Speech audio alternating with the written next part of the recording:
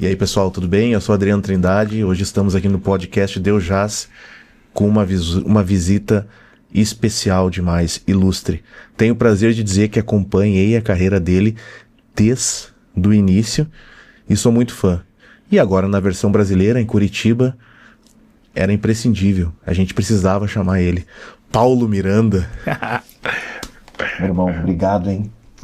Que isso. Que elegância, hein? Que nada, eu que agradeço, Adriano. Poxa, quando você me chamou assim, eu falei, cara, eu preciso, né? Eu acho que essa coisa de conversar e conversar com pessoas que entendem de música, futebol, de vinho, isso é bacana. Eu sou do samba também, né? Sou da MPB, do jazz, do samba, até do samba também, né? Eu acompanho, cara. MPB, né? Eu venho acompanhando você aí pelos Instagrams aí, cara. Eu acho que isso é bacana, né, cara? Uhum. Essa cultura que nós temos, né? E aí você leva pro mundo todo, né? Isso é bacana. Qual foi o clube de concentração que tu esteve jogando que mais tinha samba? Ah, todos que eu ganhei. Todos os títulos que eu tive tinha samba, cara. Então, quer dizer, eu posso falar assim que Paraná Clube, no Atlético, no Vasco. Samba pegar bem... Tu Muito. toca um pouco? Ah, eu brinco um pouquinho no pandeiro. Pandeirinho? Não sou... Eu danço bem. Uhum. Isso eu posso ter certeza que eu gosto. Mas só o pandeiro ali. Uhum. Quem é que toca bem dos jogadores? Ah, Ronaldinho Gaúcho. O Raul Gaúcho é foda, né? Sabe quem tocava bem também? Eu acho que você lembra dele, o Elton, goleiro do... Claro, legal, alto pra caramba. Esse era fantástico, cara. O Elton. Boa resenha, bom papo. Aham. E ele tá até hoje em Portugal, cara. Ele até hoje em Portugal. Esse aí sabia como ninguém, cara. Tocava, né? É gostoso, né, cara?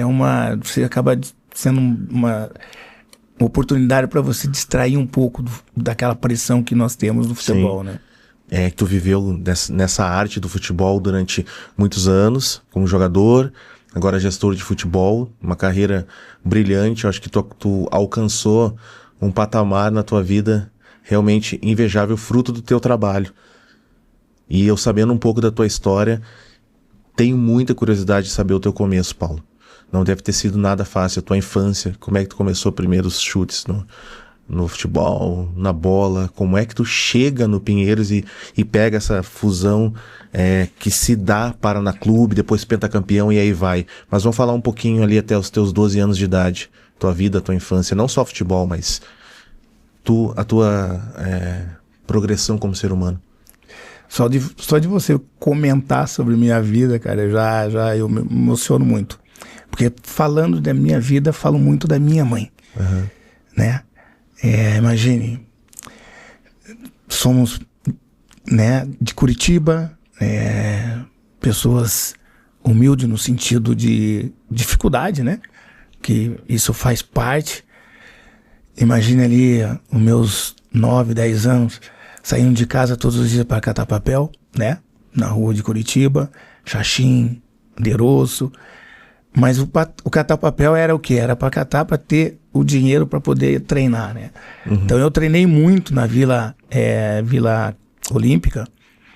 E antes eu comecei jogando futebol de campo, colégio contra colégio. Erasto Guettner, né, na época, e o colégio nosso, que era Jardim Rosemary, era o colégio que eu estudava. Então nós fizemos uma final, e através dessa final que eu acabei indo para o Pinheiros fazer um teste. E aí começa a minha trajetória dentro de um clube de futebol, né? E com a dificuldade que eu tinha, minha mãe falou, ó, filho, você vai catar papel, mas jamais você coloque a mão nas coisas de ninguém, né? Você vai tentar, dentro das roupas que nós tínhamos, sair pelo menos arrumado para ninguém pensar que nós éramos um marginal, um bandido, né? E isso nós seguimos, eu e meu irmão, né? Nós catávamos papel na rua para ter o dinheiro para poder ir treinar. Vocês dois de filho?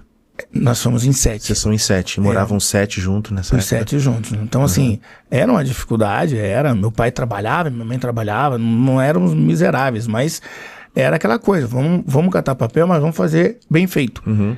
E todas as vezes que eu ia catar papel, minha mãe falava, filho, dava um beijo na testa, aproveita a oportunidade. E quando tu olha o catador hoje na rua, e é uma profissão que podemos dizer que ela até se profissionalizou, né? Muito, muito. E a minha trajetória começou assim, cara, catando papel, sendo engraxate, pacoteiro desse mercado. Mas sempre com objetivo, né? Sempre de eu quero ser um profissional, independente do que. Mas como eu estava no futebol, eu acabei indo pro Pinheiros e cada categoria eu sempre vibrava, né? Quando eu passava de fase, assim, né? Infantil, juvenil, júnior. E isso me fortaleceu. Porque eu falo muito da minha mãe, porque minha mãe sempre, todo esse período, ela falava isso, aproveitar a oportunidade. E eu não sabia o porquê que eu ia catar papel, e ela falava para eu aproveitar a oportunidade. E assim foi, cara. Quando eu fui pro Bordeaux, aproveitei a oportunidade. E minha mãe é uma coisa muito sagrada, e ela que me motivou para fazer o livro. Por quê? Porque quando eu volto para Curitiba, depois de um pouco mais consagrado, eu falei, agora eu vou comer o arroz e feijão da minha mãe, né? Aquela lá atrás que eu falei que catava papel, eu volto e já não tenho mais essa pessoa. Que orava, que falava, aproveita a oportunidade todos os dias. Aí eu vim entender o que era aproveitar a oportunidade. O tempo passa rápido, né, Paulo? Independente do que você faça, ser catador, engraxate, ou um atleta profissional, faça bem feito. Então esse ensinamento de uma pessoa que não sabia, né, não tinha estudo, mas tinha inteligência de vivência. Certamente. Então isso me ajudou muito na minha carreira, cara. E esse teste? Como é que foi esse teste? O que tu lembra desse dia? Cheguei pra fazer um teste, menino, magrinho. Tinha chuteira? Cara, eu não tinha chuteira, era descalço. Descalço. Nesse momento. Que posição tu... Era a ponta direita. Ponta Lembra direita? Quando antigamente tinha ponta? Claro, ponta. Ponta direita e fiz o teste ali, cara. E primeiro momento, quando o professor Evaldo, que já faleceu, ele me chamou num canto e falou, você vai permanecer aqui segunda, quarta e sexta e traz os documentos. E aí eu vi que eu já tinha passado no teste para poder continuar no Pinheiros já fechado. E aí tu começa a fazer uma base, né? É uma base já ali, né?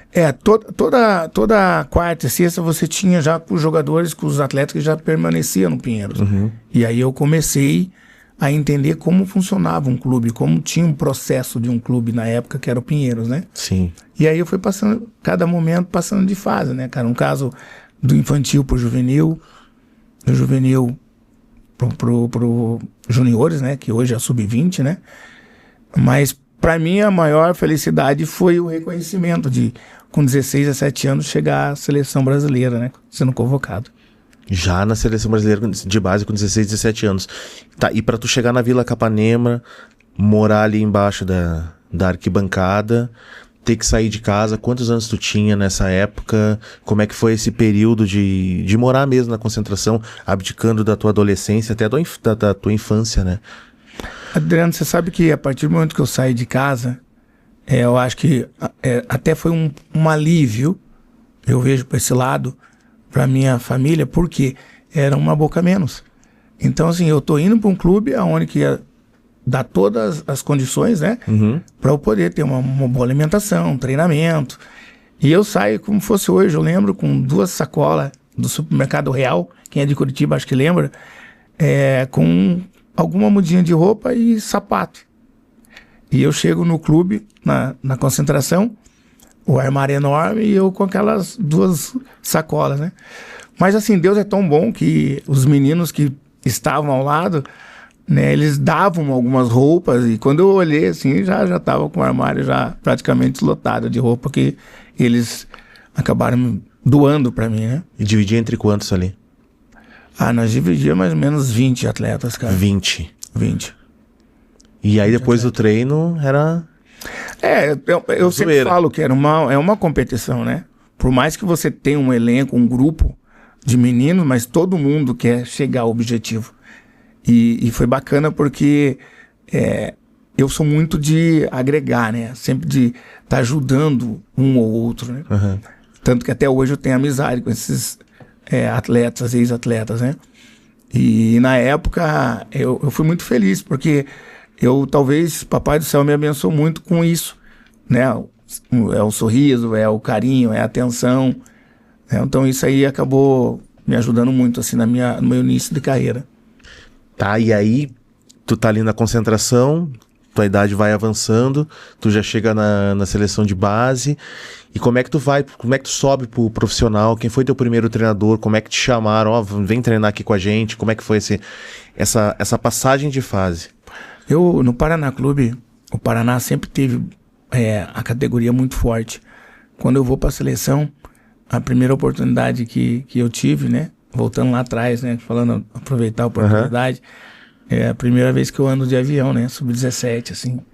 E pra mim foi aquele medo, aquele susto, aquela coisa de, meu Deus, será que... Por onde tu foi? Venezuela. Venezuela. Caracas. Caracas. Quem tava nesse grupo aí? Só, assim, impressionante essa base, cara. Eu vou falar pra vocês, Diz uns vai nomes lembrar, aí. cara. Ian do Vasco. Caraca.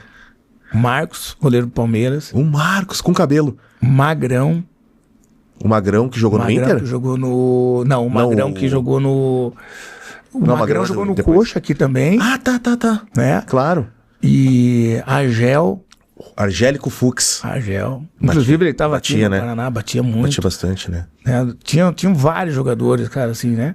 O Dida, goleiro. Vampeta também, cara. Já era resenha? Porra, sempre. Sempre.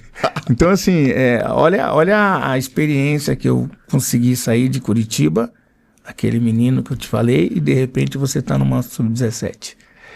Então, quando nós conquistamos o título lá, na Venezuela, eu já retorno pro profissional. E que legal. O preparador físico era o Carlinhos Neves, né? Sim. Multicampeão. E era o Otacílio Gonçalves, cara. Chapinha. Gaúcho. Chapinha. Ele me colocou para poder estar no profissional, ele junto com Ramírez. O Ramírez também é um cara fantástico também, uruguaio, né? Esse Ramírez é aquele que correu atrás do Rivelino no Maracanã. Não sei se você viu essa história. Claro, eu lembro dessa história. Ele que também... O Rivelino entra com tudo na escadaria, né? Pro vestiário, dentro do vestiário, né? Então, assim, olha só que experiência que eu tive com esses atletas, né? De seleção. E depois eu vou, 17, 18 anos, ao lado de João Antônio, do Wilson, aí eu tinha que aprender, né? Porque eles judiavam um pouco de nós, né? Então, vamos botar uma vírgula aqui, porque ainda preciso saber de uma resenha dessa competição lá em Caracas, lá na Venezuela, com Vampeta, com Argel, com todo mundo. Tem uma história boa dessa época? Tem uma história boa na preparação. Nós, na Granja Comari, né? E o professor liberou, né, um dia de folga, e nós saímos com 17, 18 anos. Quem era o técnico? O treinador era o Júlio César Leal, né? E o engraçado, quando ele libera, era para chegar às 18 horas, né? Nós saímos na hora do almoço, nós não conseguimos chegar às 18 horas. Onde é que vocês foram? Adivinha, né? Tomar um suco, né? Na verdade, não, cara. Nós fomos tomar um Guaraná e esse Guaraná passou dos limites. E aí, nós fomos tomar uma cervejinha, né? Vampeta, todo mundo nessa época. E nós chegamos 1 hora, 2 horas depois. Aí, multado, né? Sim, o que era a multa? Eu não lembro, acho que era abdominal, pagar, tinha que dar velocidade no campo. Mas eram todos meninos, cara, saindo de uma cidade. Vocês faziam rindo isso, cara? Fazia brincando, né? Mas foi bacana, porque foi um aprendizado. E nunca mais, né, fizemos isso, né? De chegar atrasado. Que era o líder desse grupo aí, dessa galera? 1 ou 2 líderes, assim, que faziam a frente. O Dida. E o Dida fala pouco, quase não dá entrevista, né? Mas a liderança tá aí, né, cara? Liderança técnica. O Dida, o Vampeta era um cara também com a liderança, brincando, ele era um líder. Eu também sempre fui um cara meio que... Sim, óbvio, né? Um líder, assim, mas assim, cara, são experiências maravilhosas, que esses caras hoje todos consagrados, né, cara? Tá, mas nessa seleção tu jogava de 5 e ele de 8? Ou vocês disputavam a posição? Não, ele de 5. Não, ele de 5 eu de 8. Ele de 5, tu saía um pouco mais. Saía um pouco mais. Ele ficava. Apesar que o Vampeta jamais fica, né? Ele tem qualidade também. Sim, né? exato. Mas tinham outros volantes também, né? Que cumpria ali o primeiro volante, daí saía nós dois. Dá pra jogar em várias funções ali também, cara. Sim, eu lembro que esses 2 atletas do Vasco, o Jean e o Ian. O Ian depois jogou no Inter. Lembro. Cara, esses caras eram um inferno, cara. Impressionante. E eles vieram de uma geração onde o Vasco tava revelando muito. O Vasco primeiro... Bom, não precisamos nem falar, né? Primeiro revelou o Romário, aí depois revelou o Sorato, o Bismarck, o Mauricinho. E aí depois Ian. Ainda teve o Jardel. E teve o Bigode, né? O Valdir Bigode. Não, esse meteu gol que nem um louco. E nessa seleção que também, base, cara, né, do Vasco. Né? Não, base fortíssima. Também tinha o Sávio, cara. O Sávio também tá na seleção, cara. Só o Sávio. Não, só o Sávio. Real Madrid. Arisco? Eu jogava muito. Eu sou muito feliz, assim, cara, realizado por jogar com esses atletas, né? Atletas consagrados, atletas que tinham qualidade, né? E chamava a responsabilidade dentro de campo. Isso é uma seleção, Paulo. Não, era uma seleção. Cara, isso é uma seleção, velho. Imagina Sávio, Ian, Paulo Miranda, Vampeta, Argel, Dida. Um absurdo. Engraçado, né? O Brasil, eu sempre falo que poderia ganhar várias Copas do Mundo, né? Cara, isso é um absurdo. Essa qualidade toda. E vocês tinham a CBF pagava uma diária pra vocês, um prêmio? Que valores aproximadamente se a gente converter pro real hoje? Embora já fosse real na época, né? Era, né? Foi o quê? Não, foi. Não, era 92. Não era real ainda. Não era, não, né? Não. Eu lembro que tinha, né, uma diária que eles pagavam, mas eu, sinceramente, eu não lembro o que era em dólares, assim. Mas veio legal, assim, pra ti? Não, veio legal. Já deu pra... Não, imagine, 17 anos, 18 anos, 17, o menino que eu te falei, recebia em, sei lá, não sei qual era o dinheiro na época, cruzeiro ou cruzado, sei lá, e de repente recebendo em dólares, né, cara? Então, assim, foi fantástico, né? Já deu para ajudar a mãe nessa época. Não, e o outro grande prêmio que tu trouxe, com certeza, eu acho que é o abrigo da seleção, o calção, a meia, a camiseta, o material esportivo. Que é bonito, né? Coisa linda, era Umbro. Umbro. Era Umbro. Eu sou assim, eu gosto da seleção, eu gosto de viver isso, né? Você ter uniforme, você ter chuteira. Imagine, cara. Caraca, era Umbro com dois botõezinhos aqui, né? Espetáculo. Aí tu chega no Paraná. Maurílio, Saulo, João Antônio, Gralac, uma galera inteira, e o Paraná, ao meu ver, que acompanhei vocês de 92 a 98, mas 92 foi muito especial, como eu te falei antes aqui nos bastidores. Haviam 6 ou 7 clubes da segunda divisão brasileira que tinham potencial para figurar entre os 15 da Série A. O Paraná Clube e o Vitória, cara, era fantástico.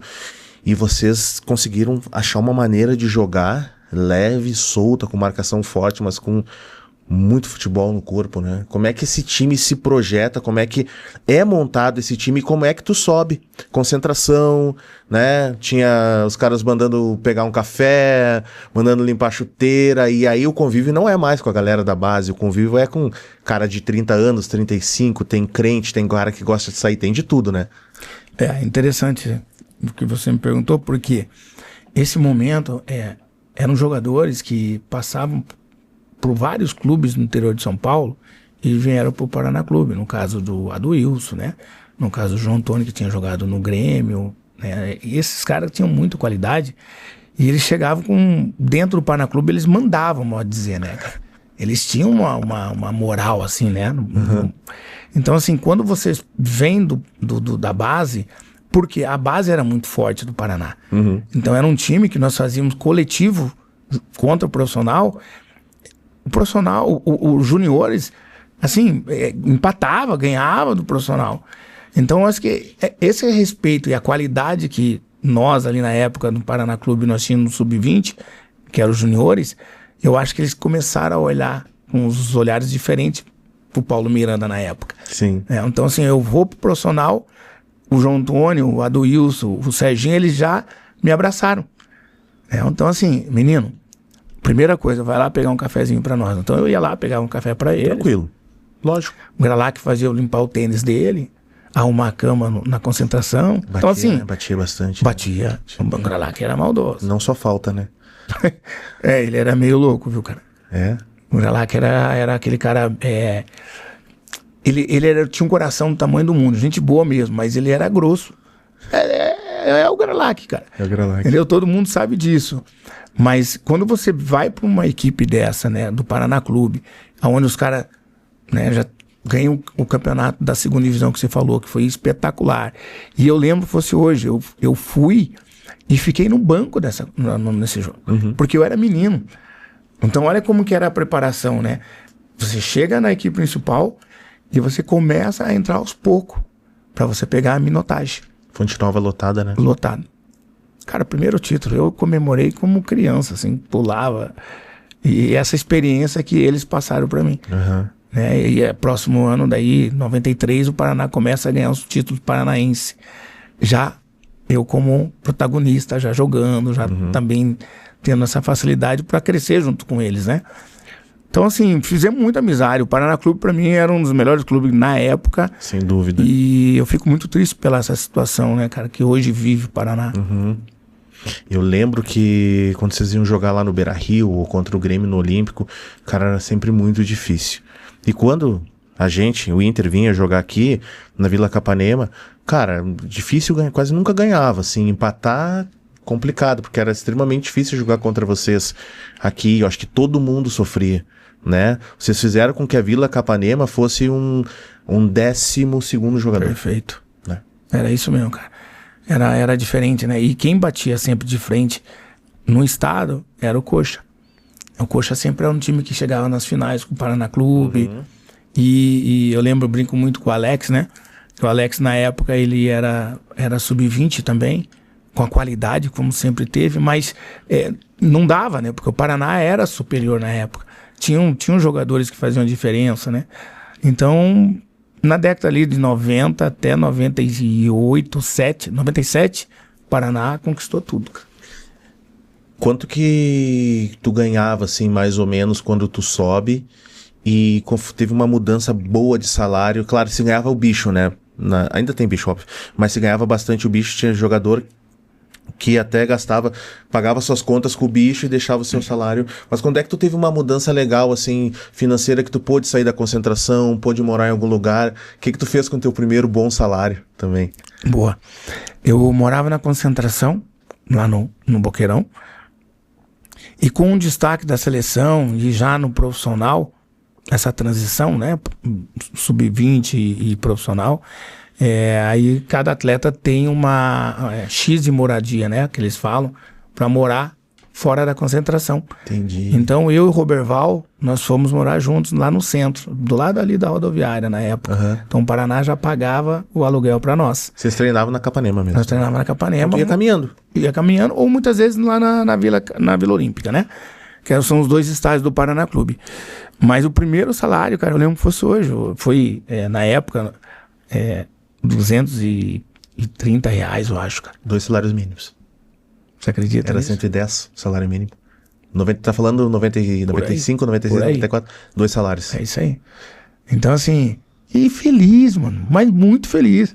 Porque aquilo ali me ajudou muito, né? O cara que chegou com uma sacola, entendeu? De repente já ter o primeiro salário como um ser humano, né? Um cara querendo crescer. Fiquei muito feliz. E aí tinha a premiação que você falou, né? Que daí o Tacílio Gonçalves, ele queria muito. Eu ficava no banco, né? E na época tinha 17º, na época só levavam 17 atletas. E quando eu no banco, ele colocava só para ganhar a premiação. Fantástico. Né? Ele sabia, aquele menino lá precisa, então vamos lá. Muito bom. Então, assim, foram várias vezes, assim, cara. Então, eu aprendi muito, cara, com o futebol, com essas histórias, com esses... Eu acho que você tem que estar no momento certo, na hora certa, com homens de verdade, né? Homens honestos e humanos, né? E eu acho que isso eu vivi muito no Paraná.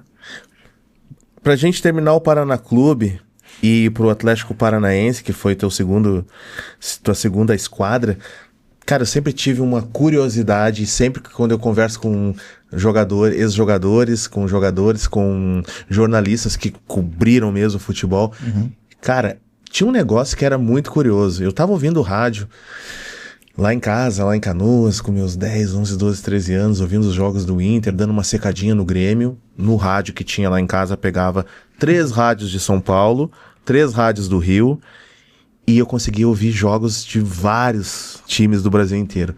Tinha uma coisa muito curiosa que era, por exemplo, o Maurício foi expulso aos 12 do segundo tempo.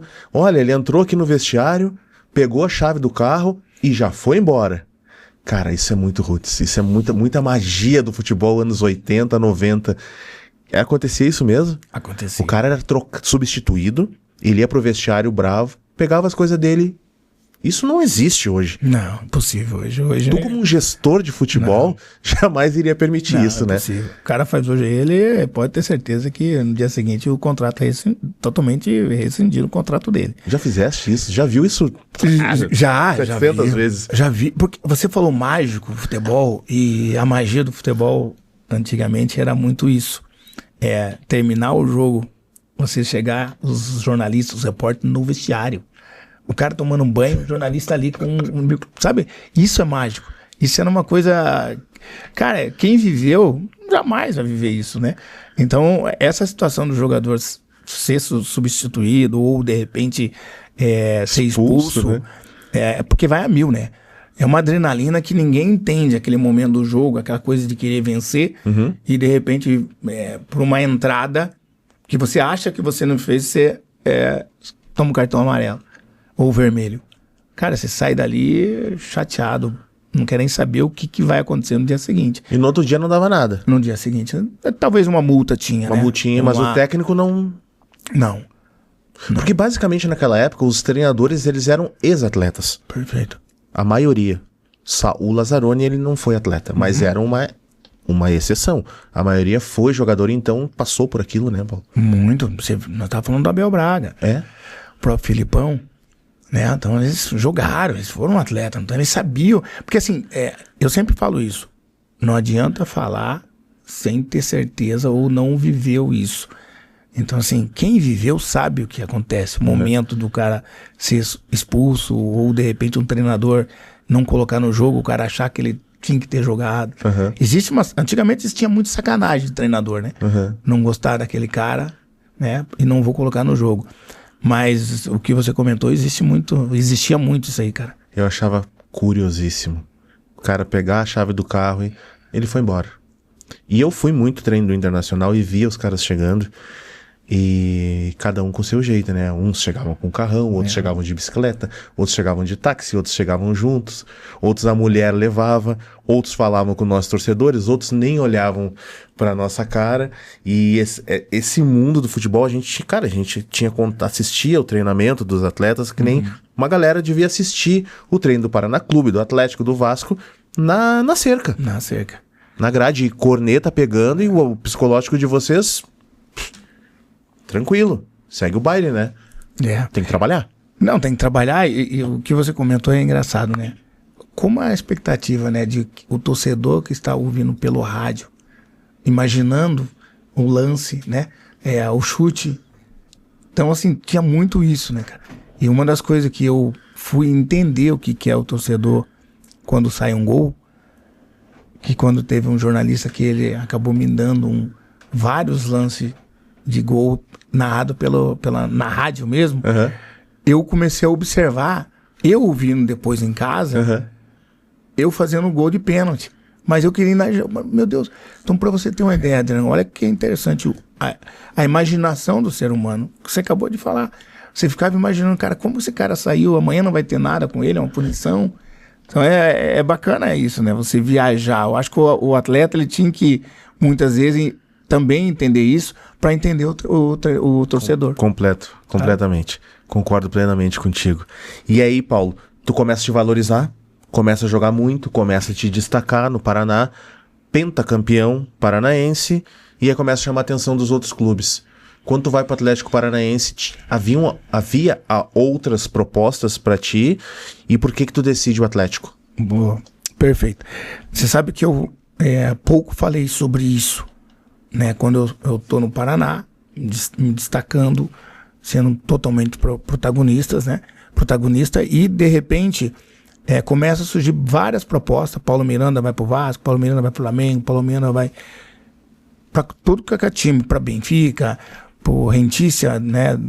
E de repente o Figueiredo entra na parada, o Figueiredo, o empresário, e conversa comigo, fala que eu vou para um time fora do país, que o Paraná queria me vender. Falei, ok.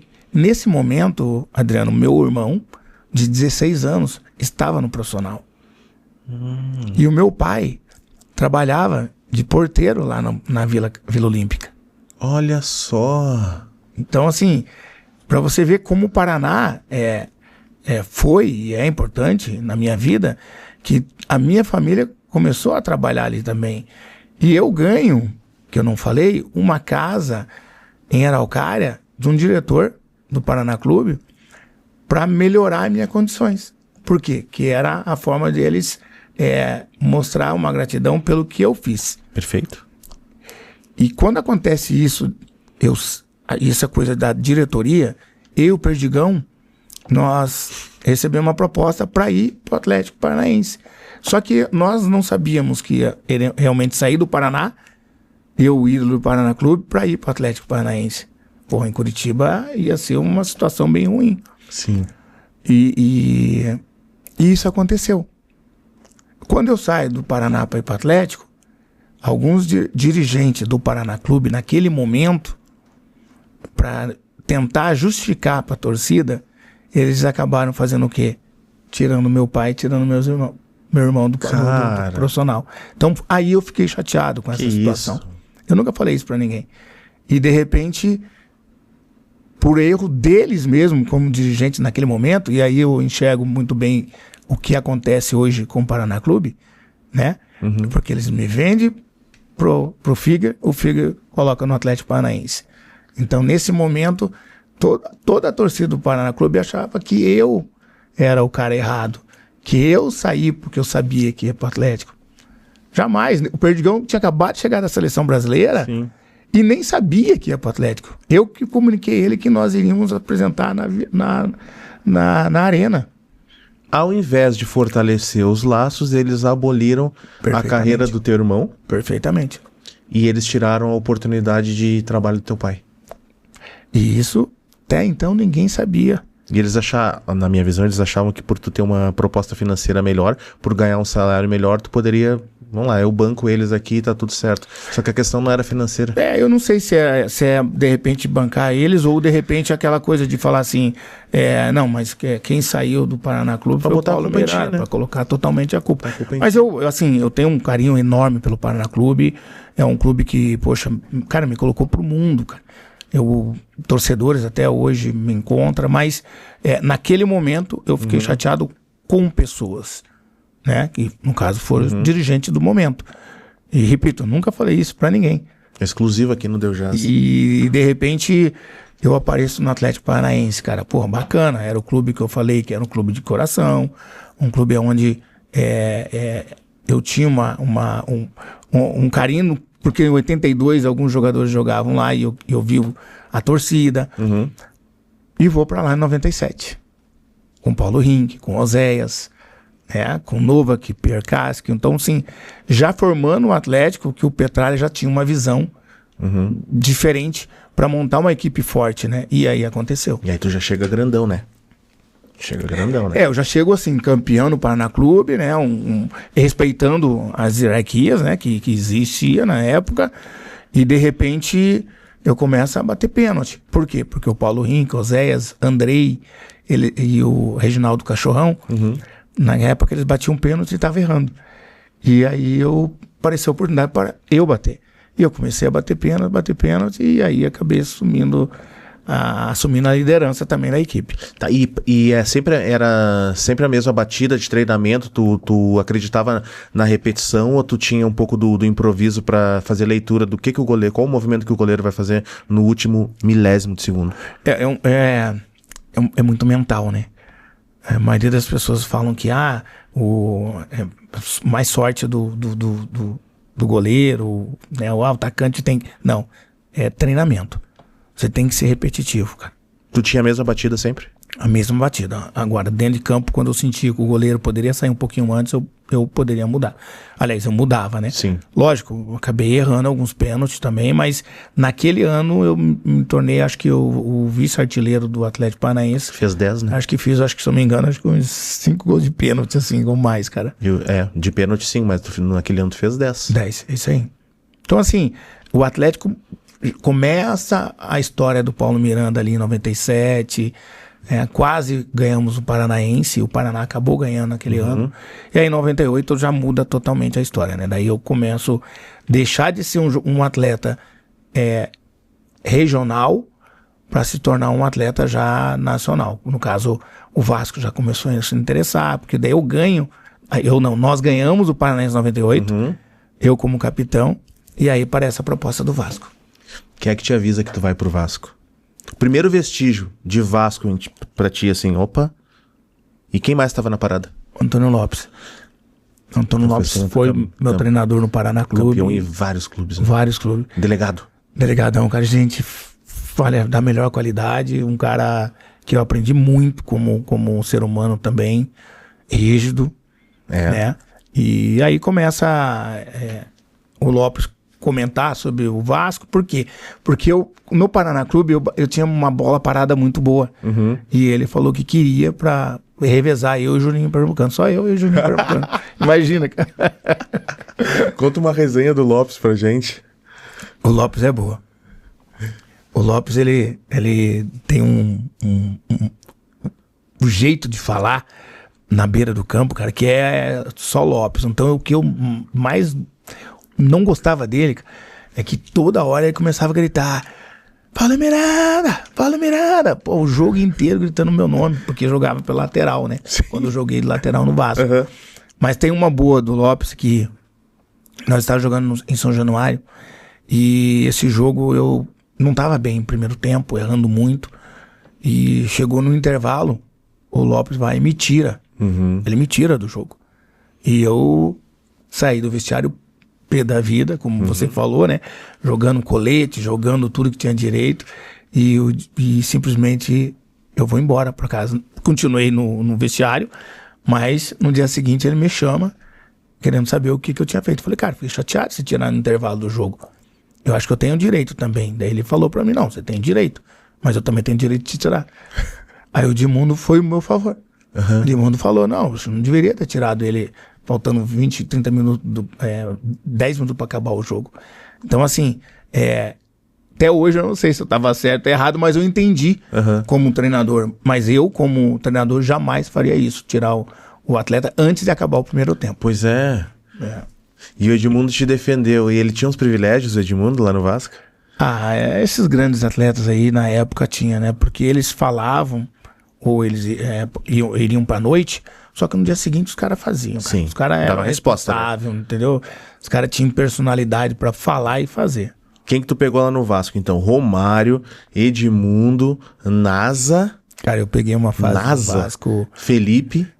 Pedrinho, começando. Cara, eu peguei, assim, eu falo que o Vasco pra mim foi uma experiência única. Porque todos os atletas que em 98 o Brasil foi campeão, 98 ou 94?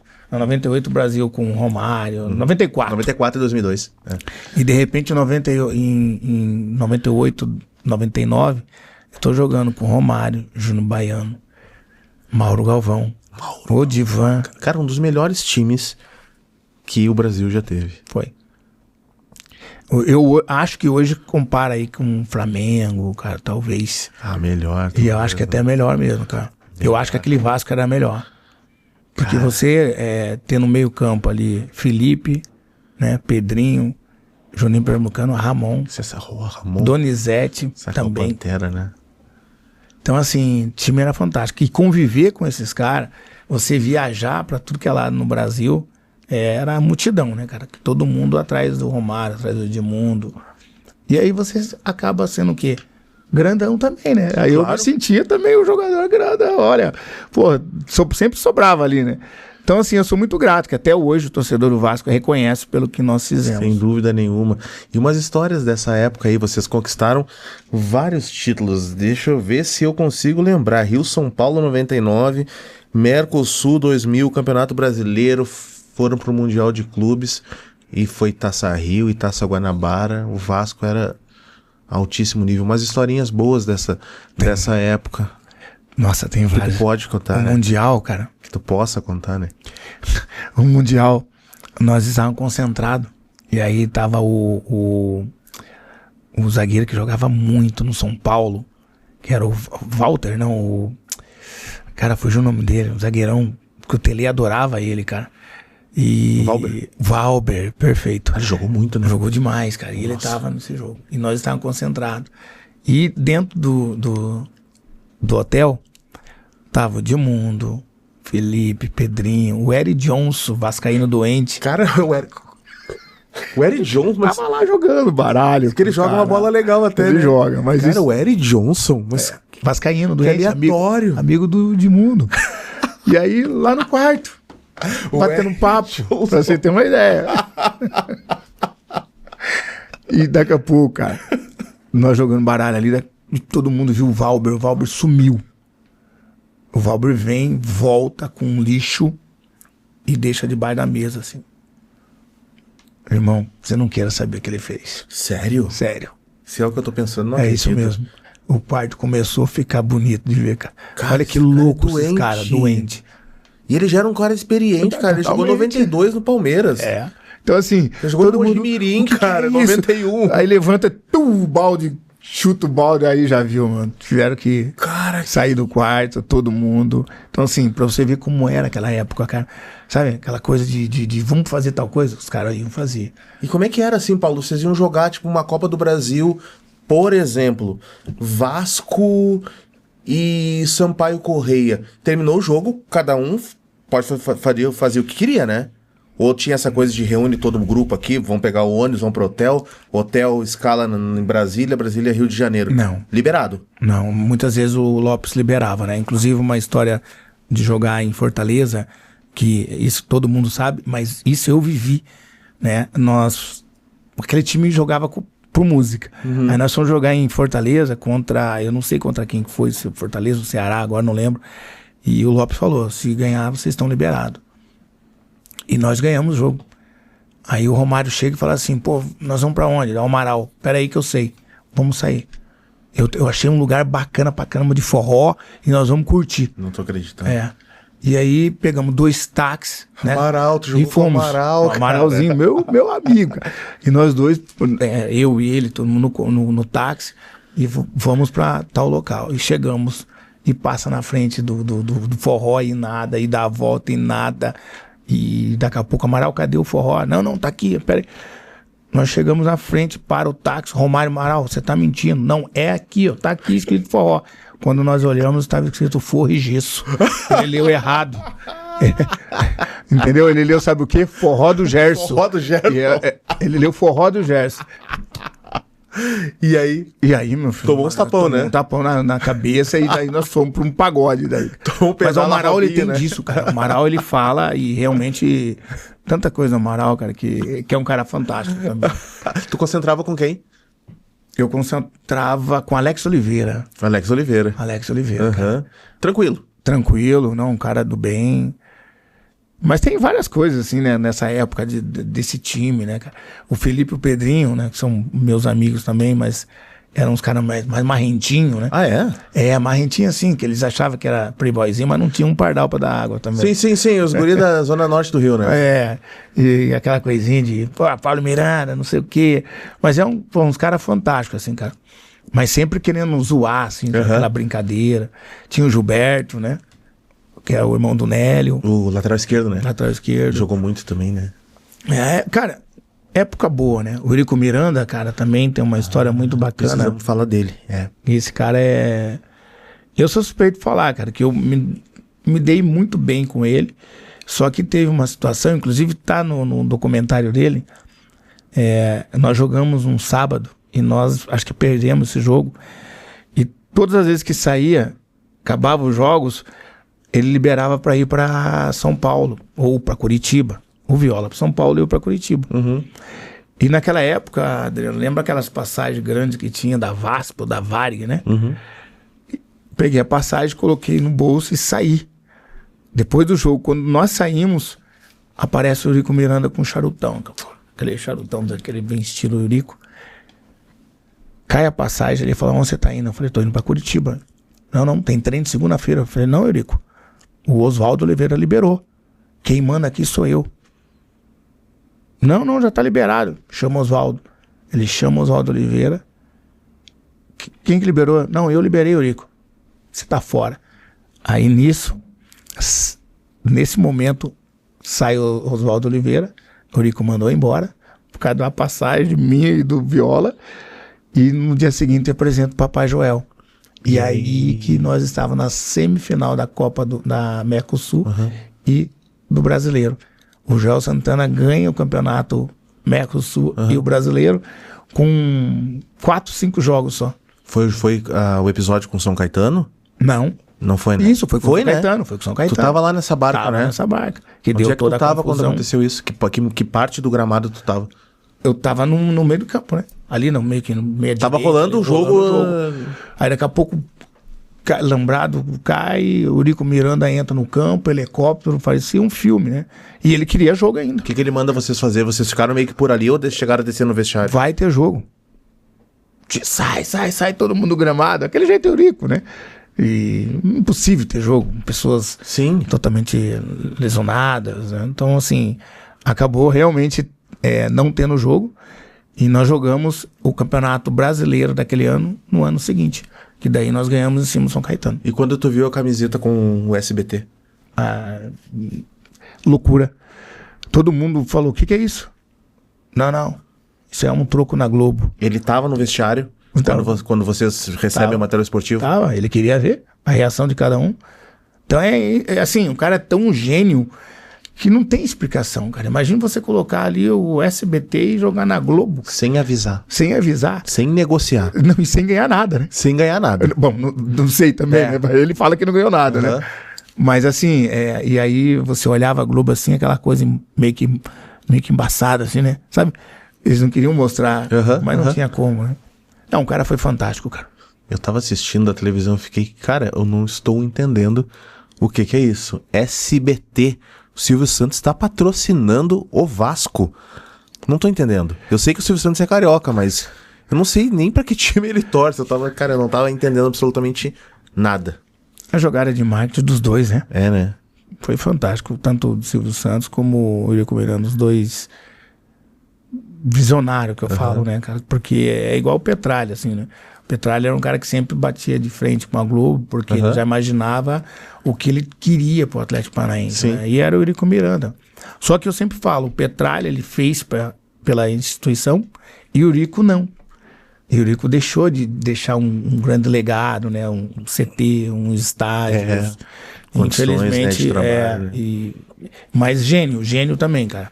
Sabia tudo sobre futebol, o Eurico Miranda. Ele estava todos os dias nos treinos, vocês tinham um convívio diário com ele, né? Todos os dias, cara. Se tu quisesse conversar com ele, tu tinha que passar pelo teu treinador, pelo teu empresário, ou tu podia ir direto na sala dele? Avisava só a secretária, eu queria falar com o doutor Eurico. Já precisou falar com ele por algum motivo? Ou... Já. Teve uma oportunidade que eu tava para ir pro Inter, e aí ele... eu tive que conversar com ele em relação de renovação de contrato, né? E eu imaginava, né, depois que eu tinha vencido a Mercosul, que o meu salário ia aumentar. E ele chegou lá, eu pensava que eu ia receber, sei lá, 3, 4, muito mais que eu ganhava. Ele falou, não, eu posso aumentar só 5 mil reais. Eu falei, pô, Eurico Miranda, eu né, tive valorização. Não, é isso que eu faço. Aí eu dei um passinho para trás e falei assim, não, deixa. E acabei, mas ele não liberou não, cara. O Manfiger queria muito que tu fosse pro Inter? Queria. O Inter ia pagar pra te contratar, ou ia te pegar por empréstimo? Naquela época tava acabando o contrato. No Vasco, né? Então tu ia sair livre e eles iam te dar luvas e um valor alto, né? Pra tu assinar. Foi 9,9 isso? Foi 9,9. Foi 9,9 pra 2000 ali. Depois, não, foi 2000. 2000? Porque 2000 nós ganhamos o título, né? Então por isso que eles lançaram o Fábio Hockenbach. É isso aí. Com 17 anos. É isso aí.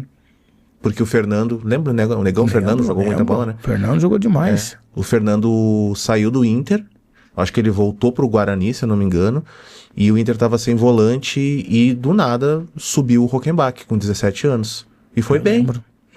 Foi muito bem. Era pra tu ter... Na verdade, acho que até vocês dois iam jogar junto, porque a meiuca do Inter ali era Hockenbach, Leandro Guerreiro. Nossa, Leandro, cara. Leandro Guerreiro, que depois foi pro Cruzeiro. Eu acho que vocês iam jogar e acabar jogando junto. Infelizmente não fechou. Queria te ver jogando com a camisa do Inter. Você sabe que eu tinha, assim, eu sempre tive vontade de jogar ali, né? Eu gosto muito do Rio Grande do Sul. E principalmente os dois, né? Pra mim, uma das maiores rivalidades que tem aqui são os dois, cara. Mas tu pode ir como gestor pro Inter. Opa, isso aí, quem sabe, né? Né? Tudo é possível. Depois de muitos anos, agora a gente tá bem, né? O Dali tá lá. Mas o Inter tava meio carente de gestor esportivo. Mas agora parece que as coisas estão funcionando. Como é que tá o tempo, meu amor? Temos praticamente 50, 49, 55. O tempo passa muito rápido, cara. Passa muito rápido. Bacana. Bom, depois do Vasco, tu vai pro Cruzeiro. Não, depois do Vasco, Bordeaux. Vai pro Bordeaux, do Bordeaux tu volta para o Cruzeiro e depois vai de novo pro Bordeaux. Vamos falar da França, então. Tu tinha o sonho de jogar na Europa, como é que pintou essa negociação para ir pra França? E como é que era a tua vida, teu dia a dia lá em Bordeaux, no oeste francês? Oeste francês. Quando eu saio do Vasco e tem essa proposta que o Eurico Miranda não queria me vender, né? Um ponto ele não quer aumentar o salário, mas aí ele não quer vender, né? Mas teu salário tava bom no fim. Não, tava bom. Tu tava feliz. Feliz no Vasco, um time com jogadores espetaculares, mas... Morava onde? Na Barra? Morava na Barra. Mas era um momento de mudança, assim, né, cara? Eu já tava com 25 para 26, então eu tinha uma meta, assim, agora tá na hora de ir pra fora do país. E pintou o Benfica, pintou o Bordeaux. Na época tinha o Galatasaray também, da Turquia. E o Bordeaux veio forte, né? Porque tinha um francês, que hoje é um dos melhores amigos meus, que é o Frank Anuda. Ele acabou passando a proposta pro Eurico. E eu acabei acertando com o Bordeaux. Foi a melhor coisa que aconteceu na minha vida, cara, o Bordeaux. E a notícia? Paulo, arruma tuas coisas. Tem isso? Tu tá aqui na tua, cara, arruma tuas coisas. Vai ter que viajar daqui a 2 horas amanhã ou é romantizado isso? Não tem, cara. É isso? O futebol ele é muito dinâmico, né? Então, é essa correria mesmo? Essa correria. Ó, o contrato, daqui 2 semanas tem que fazer os exames, tem que fazer isso, aquilo, e você só coloca tudo na mala e sai. Teve alguma negociação da tua carreira que tu não tava esperando e tu teve que fazer uma correria? Não teve, não. O Bordeaux foi uma coisa mais tranquila, assim, né? Eu tinha saído do Vasco, deu tempo para fazer todos os exames lá em Bordeaux, e depois eu retorno pro Brasil e depois eu vou com calma na temporada iniciando, né? Mas para mim foi fantástico, foi maravilhoso, Adriano, porque vocês sabem, vocês moraram fora. Imagine, eu vou voltar, um menino falava nem português direito, e de repente você vai para uma cultura, cara, francesa. Bordeaux, uma cidade maravilhosa, e aí eu começo a ter uma professora de francês, né? 2 vezes em casa, assim, para poder eu aprender francês. E eu acabei aprendendo. Então, assim, eu quis sugar tudo que tinha no país. Eu sempre fui muito diferenciado, assim, cara. Eu nunca pensei em, eu vou pra fora. Não, mas, pô, eles que tem... Não, eu tenho que me adaptar no país que eu estou, na cultura, né? Do país que tu vai. Então, eu quis isso, cara. Aí eu comecei a aprender uma língua, aprender, né, a degustar um vinho. Eu quis aprender eu quis sugar tudo da França. Então, assim, muitas vezes quando eu falo, assim, francês com os amigos, os caras falam, pô, vem cá, você fala um sotaque diferente. Porque eu convivia muito com as pessoas, eu brinco, né, normais. O que é? Porque o jogador de futebol, ele é diferenciado, né? Ele tem um tratamento. E aí, quando você conhece as pessoas no dia a dia, né? Eu ia na casa, assim, dos franceses, dos amigos, para tomar um vinho lá no quintal, né? No jardim. Então eu queria aprender. E isso aconteceu, cara. E aí a adaptação, chegar lá, como é que é um vestiário de um clube francês? É totalmente diferente aqui do Brasil? Muito bacana falar sobre vestiário, porque... Ganha jogo, né? Ganha jogo. E perde também, viu, Adriano? Perde também. Então, assim, quando eu falo de vestiário, eu vejo muitas mudanças, algo diferente, né?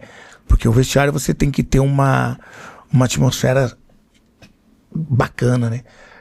Por exemplo, nós estamos aqui, eu sinto essa atmosfera bacana entre você com a tua esposa do lado, porque falar a mesma língua, cara.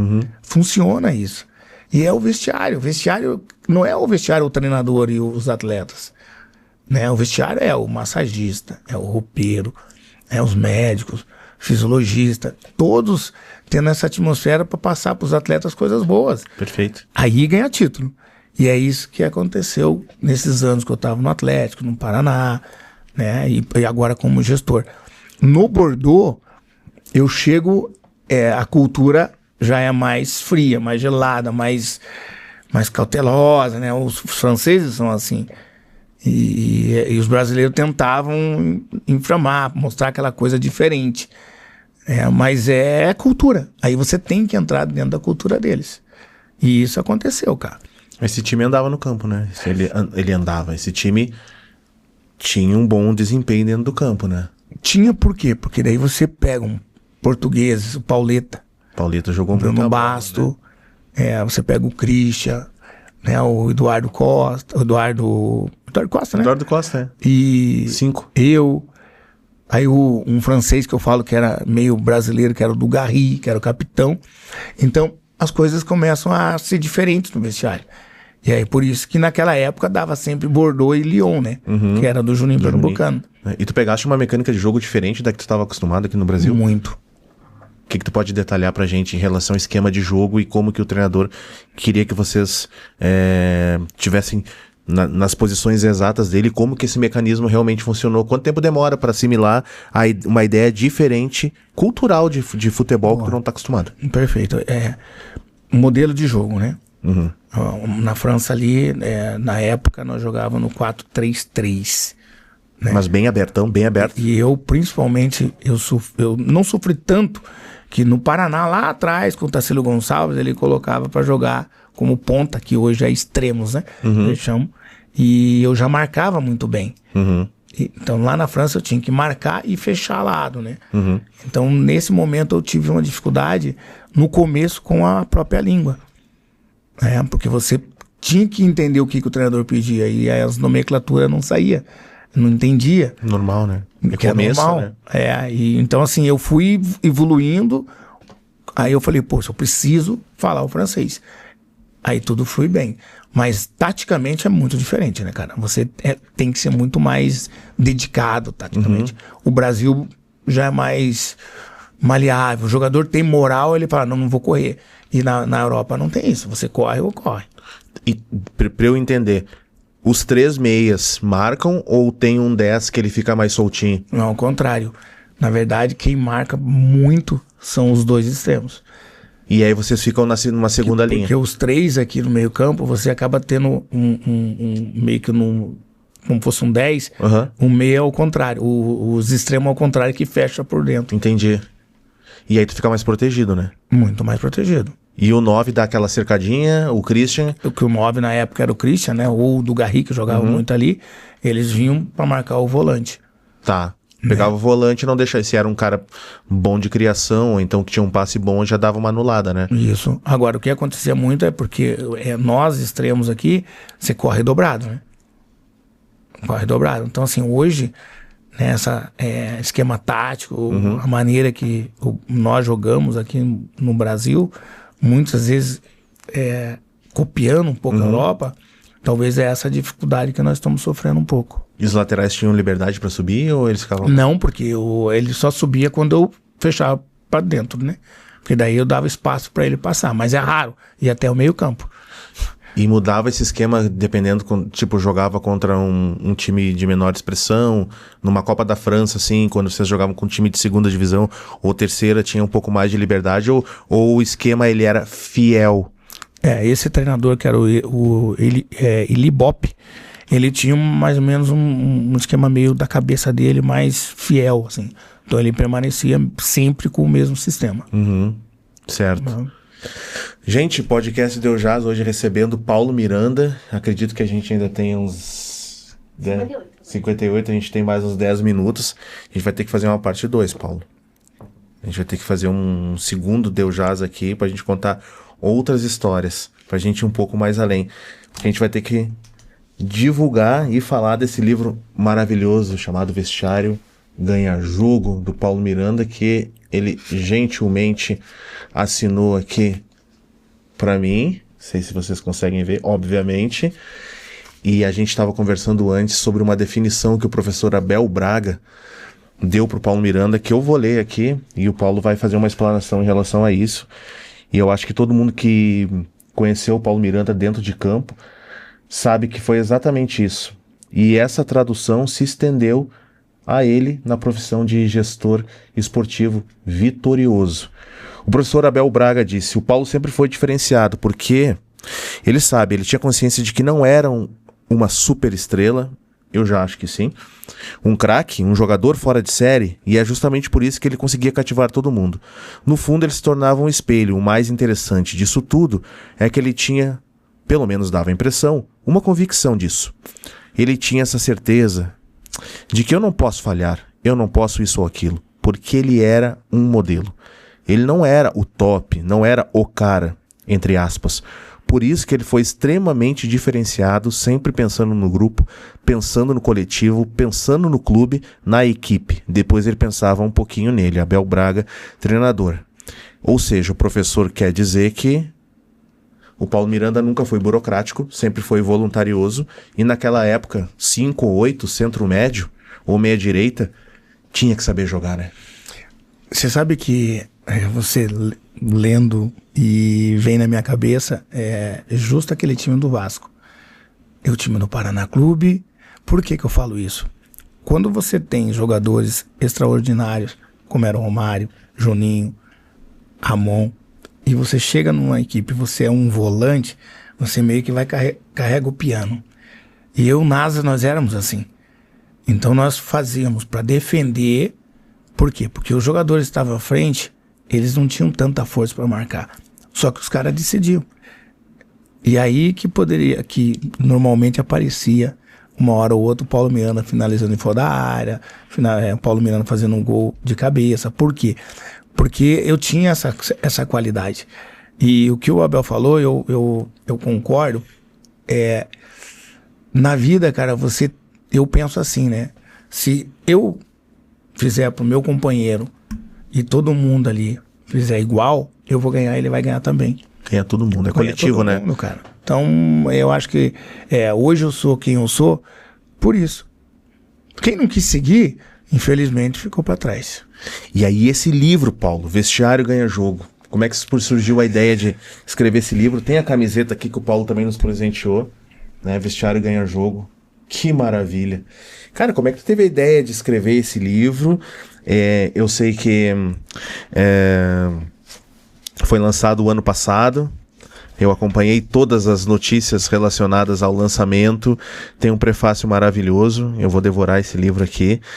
E indo de encontro a isso, quanto tempo tu levou para colocar essa ideia em prática, para lançar? E por que a definição Vestiário Ganha Jogo? Houve um fato marcante ou uma conjunção de fatos ao longo da tua carreira, até como gestor esportivo no Atlético Paranaense? Adriano, você sabe que esse livro aí, nós estávamos meio que na pandemia, iniciando, eu e minha esposa, e eu sempre tive um pensamento que eu tinha que tentar passar para as pessoas, né, o que eu vivi na base, né, o que eu vivi fora o futebol. Eu tinha que mostrar, ser um exemplo, ou tentar passar para os meus filhos e deixar um legado, né, para eles olharem e falar assim, cara, meu pai fez isso, fez aquilo. O meu pai, ele foi capaz de lançar algo que queira ou não queira, deixa, né, uma imagem interessante na cabeça deles. Uhum. Então minha esposa que teve essa ideia do Vestiário Ganhar Jogo, porque ela falou, o vestiário para o Ganhar Jogo não é só você, os atletas, você como gestor ali no vestiário, não. Existe algo a mais. Na empresa você tem que ter bons gestores. Você tem que entender o ser humano, né? Então esse livro não é só para o campo, cara. Quem lê bem o livro vai entender que vai muito além do futebol, né? Vai muito do ser humano, da máquina, nós, de olhar um para o outro. Nós sentimos aquela química de você falar assim, cara, nós somos capazes de vencer, né? Vamos tratar as pessoas bem para poder evoluir junto conosco. Então esse livro veio muito para isso, cara. Sabe? Para trazer essa energia positiva para as pessoas entenderem que nós somos capazes de fazer algo diferente no mundo, cara. E o que eu sempre falei, que muitas pessoas, aproveitando essa oportunidade, do que? Não pode ter um treinador negro, não pode ter um treinador, um gestor negro. Eu sempre falo isso, que eu não gosto disso, porque, cara, eu não vou ficar reclamando da minha cor ou reclamando porque eu não tenho oportunidade. É mentira. Eu posso mostrar quem eu sou para as outras pessoas negras também. Perfeito. Então esse livro é para isso, cara. Sabe? Eu conversava muito com o Roger, que muitas vezes eu falava, Roger, tira esse foco de o preconceito. Existe. Mas foca mais na tua função. Porque isso aí você tá mostrando para todo mundo que você foi capaz de fazer. Então, assim, o livro é para isso, cara. É para nós crescermos, entendeu? Para o meu irmão, amanhã depois, fazer a mesma coisa. Perfeito. Então é isso que eu vim para esse mundo, é para isso. Para tentar mostrar o que é um vestiário, o que é uma boa família, o que é um bom marido. E obrigado pela oportunidade, cara. Muito feliz mesmo. Eu que te agradeço, sabe, por ter vindo. Nossa, muito obrigado. Poderíamos estar falando sobre vinho, sobre música também, mas deixamos para uma outra oportunidade. Sim, e cara, e tu ter aceito, obrigado Paulinho do Dom Max por ter passado o contato do Paulo. Eu acho que é muita inspiração, é muita influência que tu passa para as pessoas, para quem tá começando no futebol, para quem tá começando em qualquer modalidade esportiva, como tu bem citou, esse livro aqui tem ensinamentos aqui dentro, porque a experiência é história de vida. Todos nós temos alguma coisa para contar. E quando a gente para 1 hora, 2, 15 minutos que seja por dia para ler um pouco de cada livro, a gente está crescendo, a gente está evoluindo. Então, num momento atual, onde a gente sabe que existem tensões raciais, existem tensões políticas, existe muita intolerância, isso aqui é muito pertinente. Eu quero te agradecer muito. E para fechar, eu tenho 2 perguntas para ti. O momento mais tenso que tu viveu num vestiário e como reverter esse momento tenso de um vestiário, e qual foi o vestiário que tu esteve que ele realmente ia por música? Nem precisava nem de esquema tático. O vestiário por música foi o Vasco, né? Ali aquela equipe era realmente fantástica. Você sabia o que o Romário ia fazer, o que o Edmundo. Para mim foi fantástico. Apesar que eu sempre falo que toda equipe que você conquista títulos, você sabe que existe aquela química boa e que daí ali você joga por música, né? Qual foi a outra? Vestiário tenso e como reverter um clima tenso de vestiário para melhorar a energia, melhorar a vibe e a partir daí conquistar títulos. Vestiário tenso, cara, você sabe que eu tive alguns, mas eu passei agora há pouco tempo um momento muito de turbulência, sabe? Depois de 8 anos você tá numa equipe sendo totalmente vitorioso e de repente as coisas começam a dar errado, aonde você já enxergava que iria dar errado. Já tinha sido detectado então? Já. E aí você começa entre linhas, aí a minha função vai até um limite. Sim. Mas detectado por todos? Não, jamais por todos. Né? Eu, como estava o dia a dia, eu sabia que as coisas poderiam dar errado, como aconteceu. Então você vai detectando certas coisas e aí você tem um limite, né? Uhum. Você vê a maneira das pessoas tratarem os outros atletas. Perfeito. A chegada de atletas de repente pode interferir dentro do andamento de um campeonato e isso aconteceu no passado, por isso que o Atlético caiu. Te entendo. Irmão, valeu demais, hein? Valeu, obrigadão. Vamos ter que fazer a segunda. Vamos fazer. Aí vamos falar de samba. Tu vai nos ensinar de vinhos. Poxa, a gente perfeito. tomou alguns vinhos lá na Europa. Baratinho, né? Baratinho. Dá pra beber um bom vinho pagando não tão alto assim? Lá fora dá, né? Claro que dá. Dá, né? Dá. Quais safras que tu mais gosta? O que são os vinhos, teus vinhos preferidos? Pra mim, sempre foi os Bordeaux, né? Depois que eu voltei de lá. Não é por causa do time, né? Não, Realmente, né? eu fiz São bem valorizados, né? Muito. Eu tive a oportunidade de fazer um curso lá, né? Ah, tu foi até sommelier. Então, assim, eu gosto muito dos Bordeaux. Uhum. Mas hoje nós temos os argentinos, chilenos, impressionante. Então, muitíssimo. A gente abriu um precedente para que a gente faça o episódio 2 do Deu Jazz aqui com Paulo Miranda. A gente vai voltar com o próximo convidado. Só te agradeço. Nota 10. Obrigado, parceiro. Tchau, tchau.